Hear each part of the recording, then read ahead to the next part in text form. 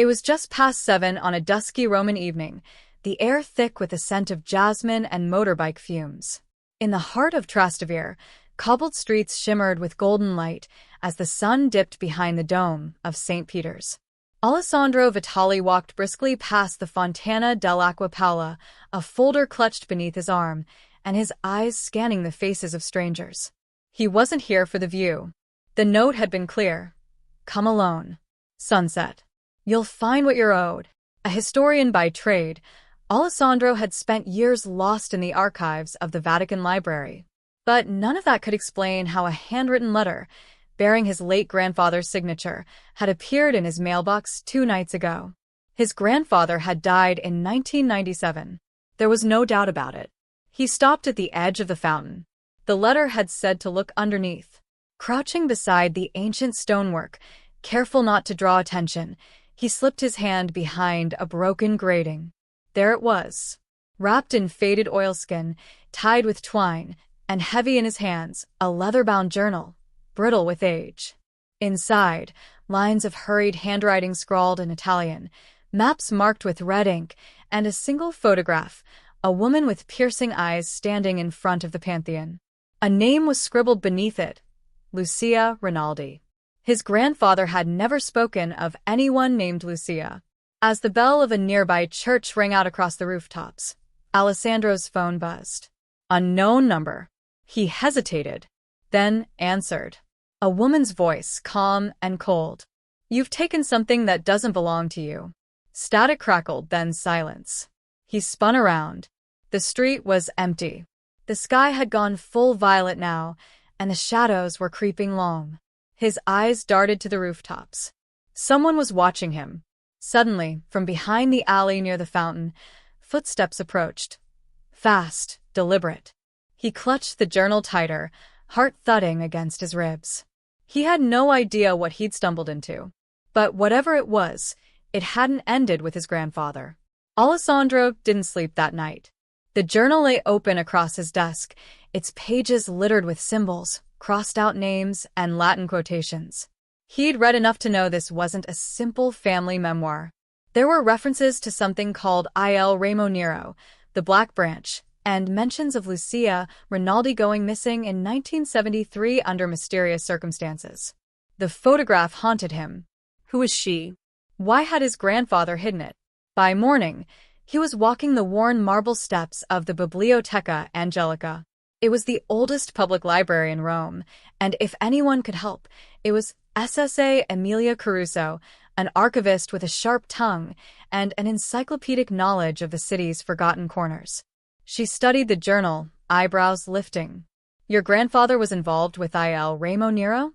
Alessandro, this is dangerous. I don't even know what it is. Emilia hesitated. It was a secret society, half real, half myth, connected to underground archaeological digs, forbidden Vatican knowledge, and people who vanished. Alessandro felt a chill. She turned the photo over. On the back, written in the same trembling hand, "She knows where the door is." "What door?" he asked. Emilia looked up, her expression grave. "The one beneath the city. Rome's catacombs aren't part of the tourist brochures."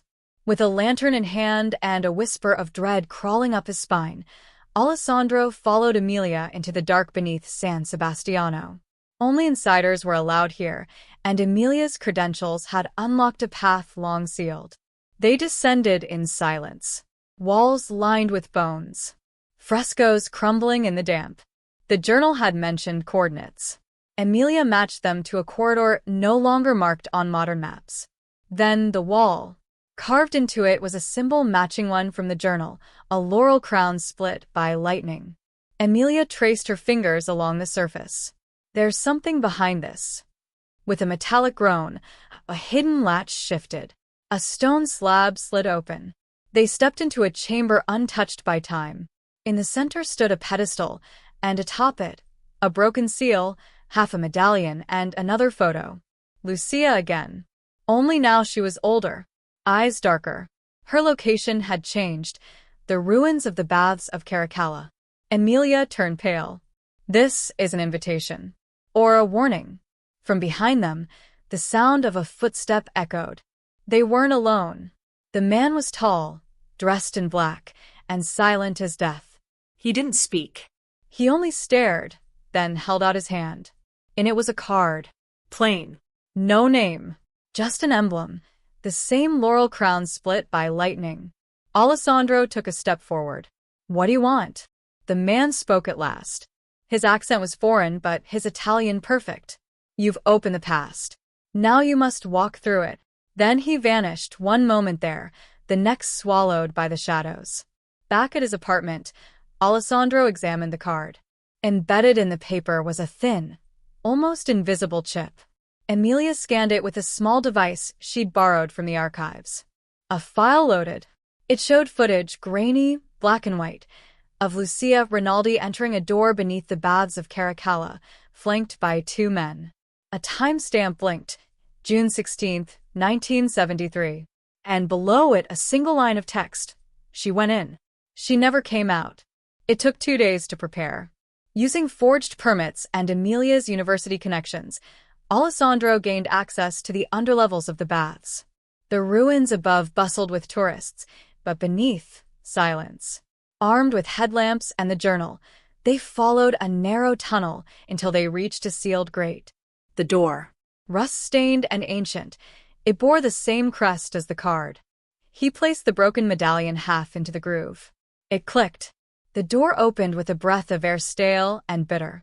Inside was a spiral staircase, endless, leading down into cold, wet stone. As they descended, strange symbols began to appear. Then chambers. One with frescoes of constellations. Another filled with mirrors, all cracked. Finally, a chamber that pulsed faintly with energy. At its center, a sarcophagus. Emilia gasped. Lucia, she's not dead. She's preserved. Frozen inside a crystal-like coffin, the woman from the photo hadn't aged a day. And her eyes were open. The sarcophagus began to hum. Alessandro staggered back as lights flickered along the chamber walls. Ancient mechanisms, gears long dormant, came to life. Dust shook from the ceiling. Then a sound. Not a voice, but a whisper. In his head. You've come too soon. Emilia screamed. The lid of the sarcophagus cracked. A rush of air burst forth, cold and heavy with rot and memory. Lucia Rinaldi sat up. Still alive. Still breathing. Still human. Barely. She turned to Alessandro, her voice thin and echoing. They never meant to let me leave. Lucia could barely stand. Her voice trembled as she told her story. She had been part of Il Remo Nero, a researcher like Alessandro. But they had discovered something below Rome, something ancient, not Roman, not human. A vault of knowledge sealed centuries ago. She had entered alone. The rest had sealed her in, believing she'd been changed. And she had. Her body didn't age. Her dreams were haunted. And the vault, it had never truly closed. Alessandro asked why his grandfather was involved. Lucia looked away. Because he helped seal it, and me. They emerged from the ruins under cover of night. But Rome was watching. Surveillance cameras turned with unnatural precision. Phones buzzed with no caller ID. Strangers on the tram stared too long, then disappeared at the next stop. Lucia whispered, "They know I'm out." Il Remo Nero had never disbanded. It had simply gone deeper underground. Alessandro's apartment had been ransacked. Emilia's access revoked. Messages deleted. Identities erased. Then came the letter, delivered by hand, without a postmark. Return her to the vault, or the city will fall. The journal contained one last map, hand-drawn and encoded beneath Latin scripture. They followed it past the ruins of Ostia Antica, through a tunnel older than the city itself, until they reached it. A second vault. Massive, circular, humming with silent power. Inside, columns of crystal, beams of light, and inscriptions not meant for human eyes. Lucia stood at its center. Her presence caused the walls to respond, glowing, shifting. "This place is alive," she said. But so was something else. Behind them, the black-robed figures of Il Remo Nero emerged. "You were never meant to leave," one of them whispered. The chamber pulsed with tension. One wrong move, and the entire place would collapse. Alessandro stood between Lucia and the figures. His voice was calm. No more secrets. No more lies. If this place holds danger, then we all deserve to know it. The leader of the figures stepped forward, removing his hood. It was Alessandro's uncle. Thought dead for years.